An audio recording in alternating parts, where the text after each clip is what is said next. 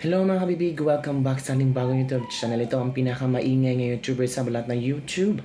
Ako si Kabibig maglabag-labag na tao with evidence na panoorin natin ang bagong video pasabog ni ex-Congressman Zaldico ay it's all about F. Eliza Marcos at di umano mga rice smuggling. Pati yung pagtaas ng sibuyas. Nako, pinag-uusapan ni Zaldico, pagtaas ng presyo ng bigas at pataas ng presyo ng isda, lalo na yung galunggong. Di ba kabibig? Nako, binulgar ni Zaldico ang koneksyon ni F. Eliza Marcos sa mga rice smuggling. La, grabe. Totoo kaya itong mga pasabong ni Zaldico? Una si BBM, kahapon si Sandro Marcos, yung insertions, yung 50 billion insertions. Kaya naman si F. Eliza Marcos na reyna ng mga smuggling. Naku po, ano ba naman to kabibig? Maniniwala pa ba kayo kay Zaldico kabibig? Comment down below. Watch this video. Ang SOP collections sa Bureau of Customs na umabot sa 11 billion pesos. May 9 billion pesos collection mula sa sugar. Ang kita mula sa importasyon ng sibuyas na hawak naman ni Martin Araneta. Tinawagan daw siya ni First Lady Liza Marcos at ipinapatigil ang investigasyon. Sa First Lady Liza Marcos mismo ang may hawak sa mga rice importers. Dahil pala sa dami ng SOP at remittance na ipinapasa sa bawat transaksyon. Ang pinakamakapangyarihang pamilya pa mismo ang sangkot sa ganitong sistema.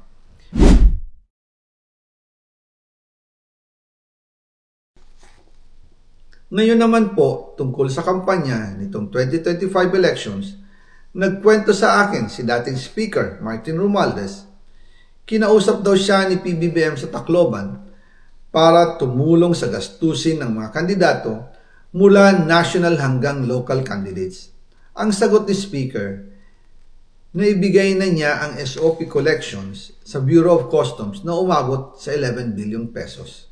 Dagdag pa dyan, may 9 billion pesos collection mula sa sugar na ayon mismo sa kanya ay pinaghahatian lang ng 5 kumpanya para makontrol nila ang presyo ng asukal sa merkado.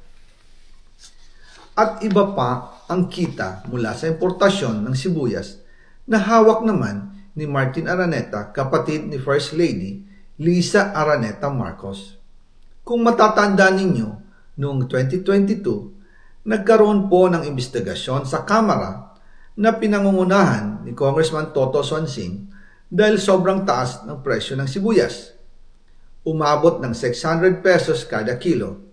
Gayong dapat ay nasa 80 pesos lang. Doon lumabas ang pangalan ni Martin Araneta bilang isa sa mga nasa likod ng kontrol sa importasyon ng sibuyas. Pero hindi po natuloy ang investigasyon.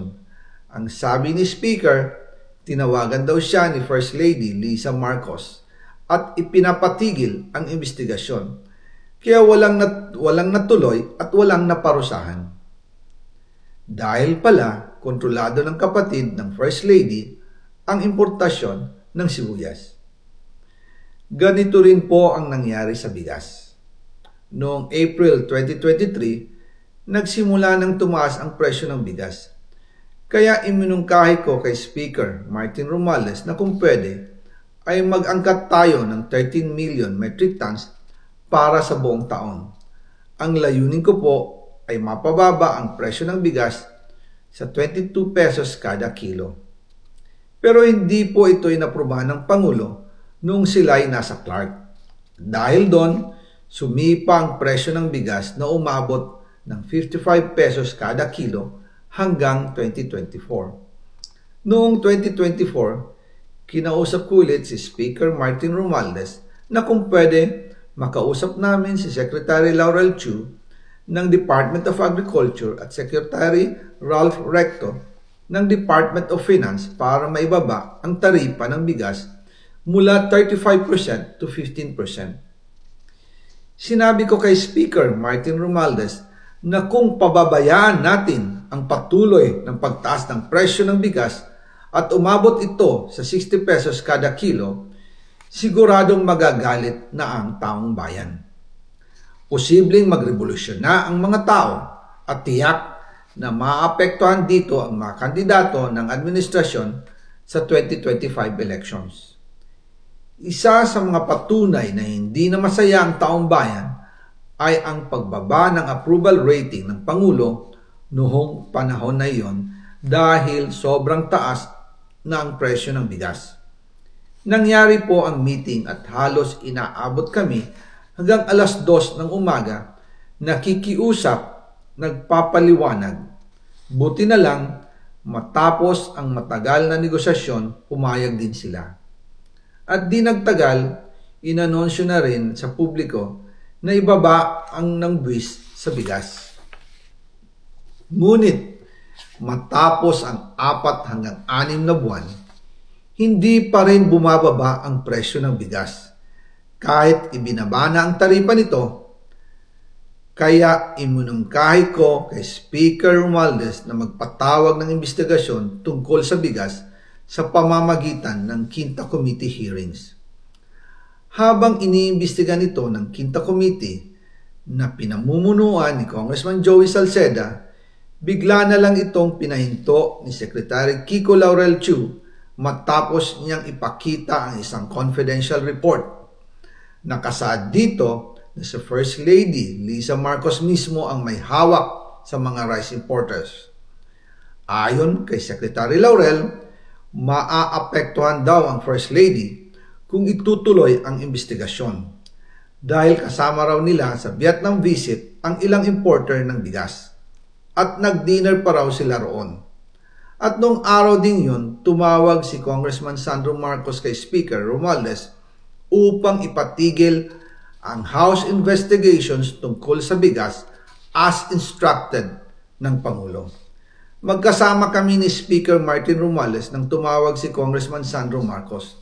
Dumating din si Secretary Laurel Chu sa Manila Polo Townhouse at doon siya pinagalitan ni Speaker dahil inilabas niya ang confidential report na nagdidiin sa First Lady sa issue ng rice smuggling. Humihingi ng paumanhin si Secretary Laurel Chu at sinabi niyang, pasensya na, masyado akong naive. Doon namin naintindihan kung bakit. Kahit ibinaba na ang import tax ng bigas mula 35% to 15%, ay hindi pa rin bumababa ang presyo sa merkado dahil pala sa dami ng SOP at remittance na ipinapasa sa bawat transaksyon. Dagdag pa po, maraming importers ng isda ang nagre-reklamo dahil kontrolado ito ng kaunting kumpanya lamang. Wala naman daw tax sa importation tuwing lean season, pero kahit ganoon, hindi pa rin sila nabibigyan ng permit to import. Ang mga kaunting kumpanya na ito lang ang nabibigyang permit to import. Dahil dito, kontrolado din ang presyo ng isda. At ito din ang dahilan kung bakit mataas ang presyo ng galunggong. Mga kababayan, hindi dapat naghihirap ang Pilipinas.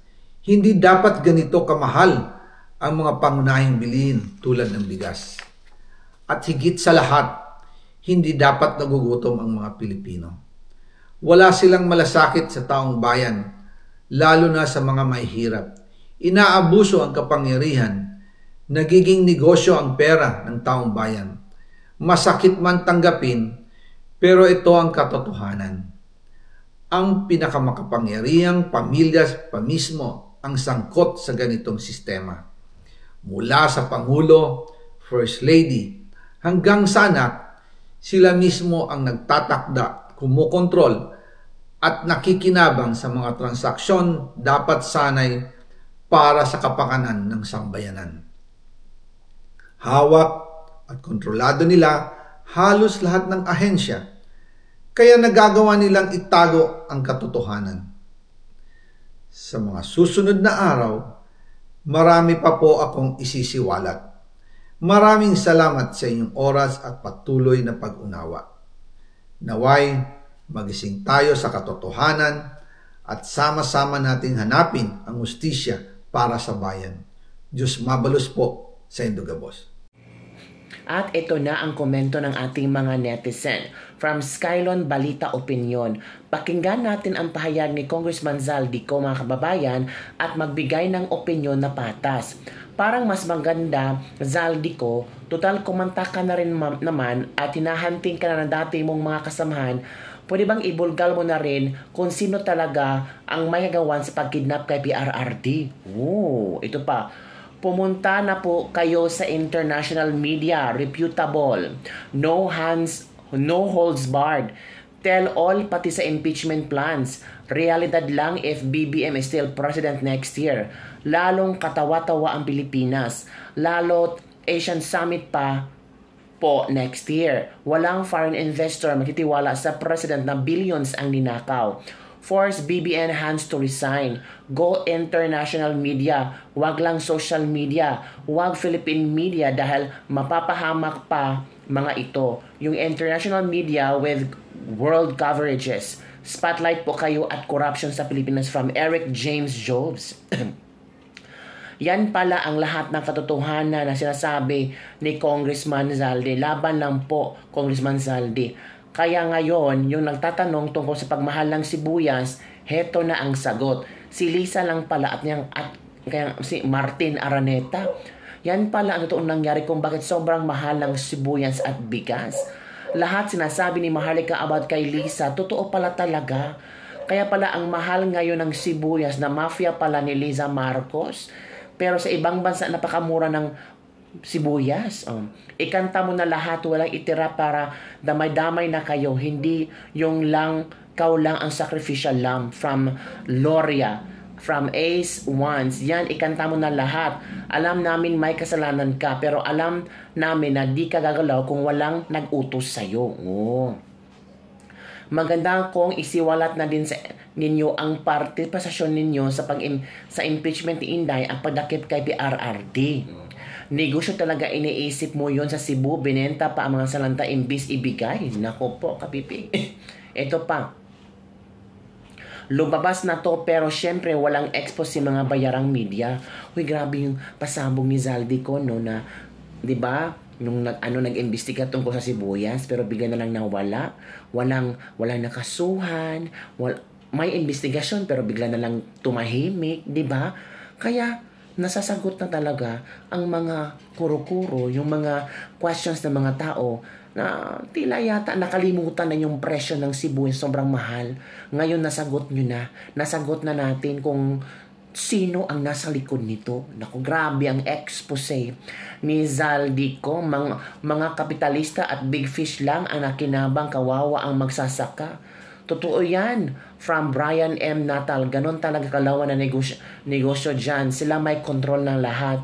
Kaya kawawa ang magsasaka sa bansa. Nako. Yun kabibig ha. Yun ang ibang mga komento ng ating mga netizens. So ano ang iyong reaction hinggil dito?